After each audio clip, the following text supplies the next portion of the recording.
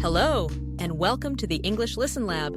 Today, we have an exciting story for English learners at the A1 level. This story follows Emma, a young woman who moves to a new town and faces different challenges and adventures. Listen carefully, enjoy the story, and try to understand the words and phrases as you follow along. Emma's New Beginning. Chapter 1, A Fresh Start. Emma is 22 years old. She moves to a new town to start her first job at a small bookstore. The town is quiet and different from the big city where she used to live. She feels excited, but also nervous. She doesn't know anyone, and everything is new. On her first morning, Emma wakes up early. She makes a cup of tea and looks out the window. The street is peaceful and the air is fresh. This is my new home now, she thinks. She takes a deep breath and gets ready for her first day at work. Chapter 2, First Day at Work. Emma Tsai arrives at the bookstore. The building is old but beautiful, with large glass windows and wooden shelves full of books.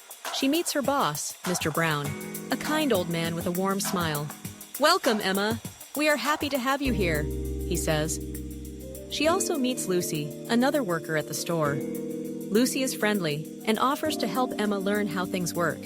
Throughout the morning, Emma organizes books, helps customers, and learns how to use the cash register. She is a bit nervous when handling money, but Lucy patiently explains everything. By lunchtime, Emma feels more comfortable. Mr. Brown invites her to have tea in the back room. They sit together, chatting about the bookstore's history. "This place has been here for 50 years, he tells her. "I inherited it from my father." Emma listens with interest, feeling honored to be a part of this little world. In the afternoon, she helps an elderly woman find a book for her grandson. "He loves adventure stories," the woman says. Emma suggests a few books and helps her pick the perfect one. When the woman thanks her warmly, Emma feels a sense of happiness. By the end of the day, she is tired but proud of herself.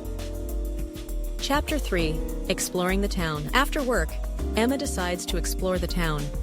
She walks through the quiet streets, looking at small cafes and shops. The buildings have a vintage charm, with colorful doors and flower pots on the windowsills. She finds a park with a beautiful lake and sits on a bench enjoying the fresh air. A few ducks swim on the water, and children play nearby.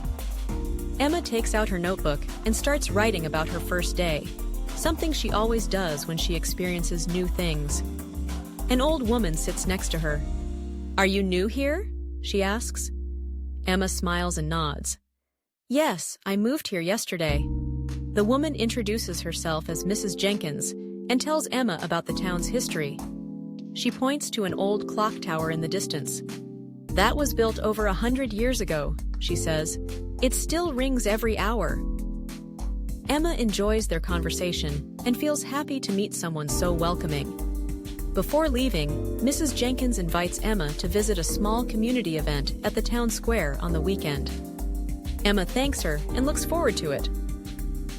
Chapter 4, A Small Mistake. The next day at work, Emma is in charge of the cash register. She carefully watches Lucy handling transactions before trying it herself. A customer buys a book, and Emma gives him change. Later, as she counts the money, she realizes she gave him too much. She feels a wave of panic and tells Mr. Brown. "Don't worry, Emma," he says kindly. "Mistakes happen. You will learn." Emma feels relieved but determined to do better. She practices counting money again and learns a trick from Lucy on how to double-check before giving change. That afternoon, she helps a group of students looking for books for their literature class. She enjoys chatting with them and hearing about their favorite stories.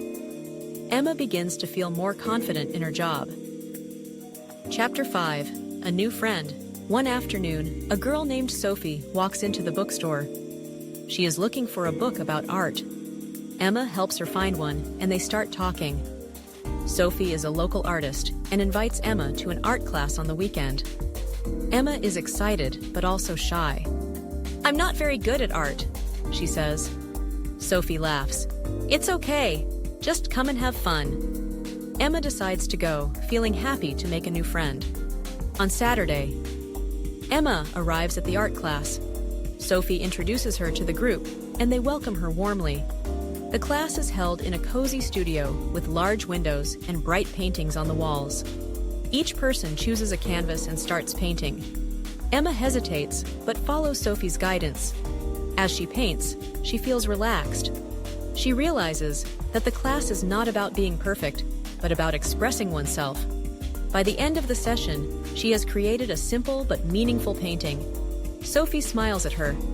"See, you did great!" Walking home that evening, Emma feels a deep sense of happiness. She not only discovered a new hobby, but also made a true friend. Chapter 6. Overcoming Challenges. Emma has settled into her new job at the bookstore, but she still faces challenges.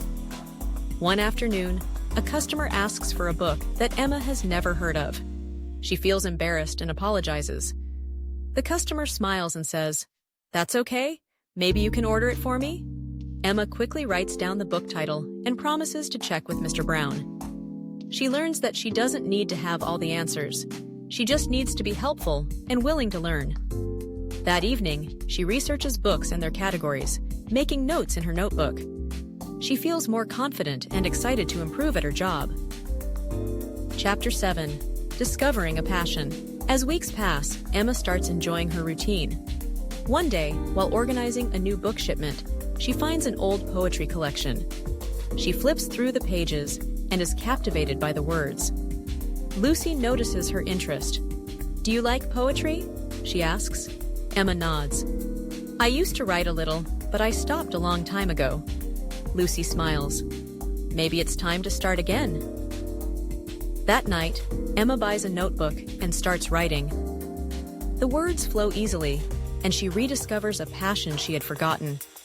Writing becomes her way to process emotions and express herself. Chapter 8. A Special Event. Mr. Brown announces a book reading event at the store. He asks Emma to help organize it. She feels nervous but excited. She creates posters, arranges seating, and prepares a small refreshment table. On the evening of the event, people fill the store.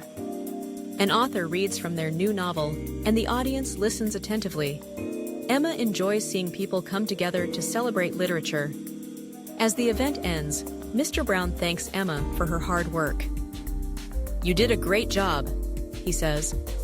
Emma realizes she loves being part of the bookstore's community and helping create special moments. Chapter 9. Strengthening Friendship. Emma's friendships in town grow stronger. She spends weekends with Sophie, attending art classes, and exploring new cafes. She also bonds with Lucy over their shared love for books and poetry. One evening, Emma invites them both to her apartment for tea. They talk, laugh, and share their dreams. "I'm so glad I moved here," Emma says. "It feels like home now." Her friends smile. "That's because you've made it your home," Sophie says. Emma realizes how much she has changed.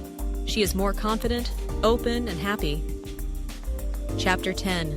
Looking to the future. Emma has found her place in the town. She enjoys her job, her hobbies, and her friendships. She continues writing poetry and even shares some of her work with Lucy and Sophie. One day, Mr. Brown surprises her. "Emma, I'd like you to take on more responsibilities at the bookstore. You have a great connection with customers, and I think you could help manage new projects." Emma is overjoyed. She never expected this opportunity, but feels ready to accept it. "I would love that," she says. She walks home that evening, thinking about how far she has come. The town, once unfamiliar and lonely, is now filled with friendships, creativity, and purpose. Emma knows this is just the beginning of her journey. Thank you for listening to Emma's story.